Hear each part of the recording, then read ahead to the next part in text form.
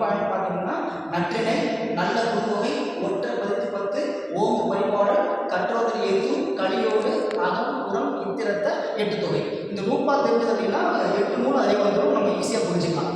அதில் ஒரு நூல் தான் அகநானூறு அப்படின்றாங்க. அகம் என்பது மனம் சார்ந்த விஷயம், மனத்தை பற்றி பேசுறது. இப்போ அதில் புறநானூறுக்கு அதில் புறம் சார்ந்து பேசுறது. புறம் சார்ந்தா அகப்புறம், இது உள்ள அது வெளியில் அதை பற்றி பேசுவாங்க.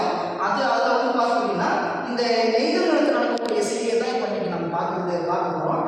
அதில் வந்து பார்த்தீங்கன்னா சில இடங்களில் வந்து தலைவி வந்து தோழி ரொம்ப உதவி பண்ணுவான், சில இடங்களில் வந்து தோழி வந்து தலைவி வந்து நக்கல் அடிப்பான். அதை மாதிரி தான் செய்தி இருக்கு. இந்த பாடலில் பார்த்தீங்கன்னா தோழி வந்து முழுக்க தலைவி வந்து ரொம்ப சப்போர்ட்டாக பேசுகிறான். யார்கிட்ட பேசுகிறான்னா செவிலி தாய்கிட்ட பேசுகிறான். இந்த செவிலி தாய் யாருன்னு பார்த்தீங்கன்னா வளர்ப்பு தாய், சித்தின்னு சொல்லுவாங்க இல்லையா, அதான் வளர்ப்பு தாய். அது சித்தி அம்மாவுக்கு அடுத்த தங்கச்சி சொல்லுவாங்க, அவங்க தான் செவிலி தாய் அப்படின்னு சொல்கிறாங்க.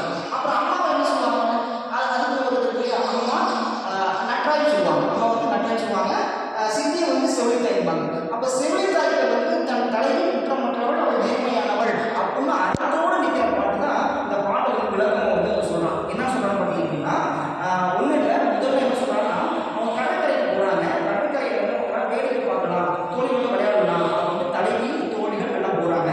அப்படி போகும்பொழுது வந்து பார்த்தீங்கன்னா அந்த கடற்கரையில் மிகப்பெரிய ஒரு சத்தம் வருது. சத்தம்னா பிரம்மாண்டமான சத்தமாக இருக்குது. அந்த சத்தம் எப்படி இருக்குன்னா மின்னல் விட்டுற மாதிரி இருக்குது. அந்த சத்தத்தினால அந்த கடற்கரையில் இருக்கக்கூடிய மீன்கள் வந்து துள்ளி குதிக்குது. அந்த சத்தத்தை துள்ளி குதிச்சு கடற்கரை மேலோங்கி வருது. இதை பார்த்து அதிர்ந்து போன அந்த தலைவி தோழி ஏதோ சத்தம் கேட்குது, அவன் அழகாக இருக்குது அப்படிங்கிற மாதிரி ரசிக்கிறாங்க. சரி ரொம்ப நேரம் விளையாடுறாங்க, அந்த கடற்கரை பக்கம் விளையாடுறாங்க. என்ன பண்ணுறாங்கன்னா சரி வீட்டுக்கு போகலாம் அப்படிங்கிறத வீட்டுக்கு வர்றாங்க. வர்ற வழியில் அந்த குதிரையோட அந்த தலைவன் ஒன்று உட்காந்துருக்கான். இந்த தலைவன் வந்து இந்த தலைவிக்கு யாருன்னு தெரியாது, இன்னும் பழக்கம் கிடையாது, அல்லது பார்க்க கிடையாது, பேச கிடையாது. அவன் அந்த பக்கம் பார்த்தா அந்த பக்கமாக தலைவன் உட்காந்துருக்கான், அந்த குதிரையோட சுகரோடு உட்காந்துருக்கான்.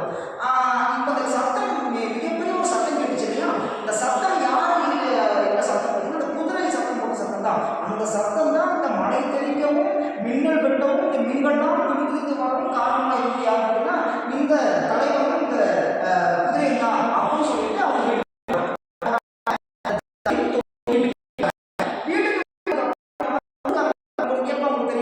இந்த ஊர்ல வந்து ரெண்டா பேசுவாங்க.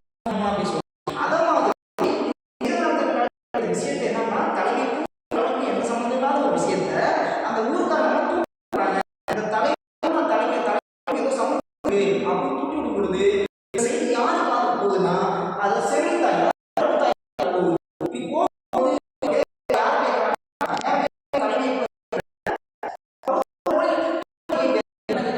இந்த மாதிரி சரிதானா இல்ல இல்ல என் தலைவி குற்றம்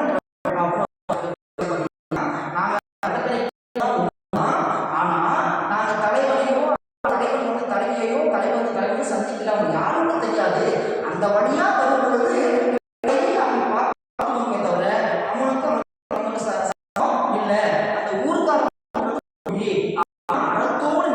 அந்த அறத்தோடு இந்த பாட்டு அதை சொல்றாங்க. துறை வந்து தோழி செவிலி இல்ல விஷயத்த பதிவு திரை உணர்ந்து அசைய நிறைவடை ஆயமோடு உப்பு போல மூச்சு கிடக்கும் அந்த மீன்கள்லாம்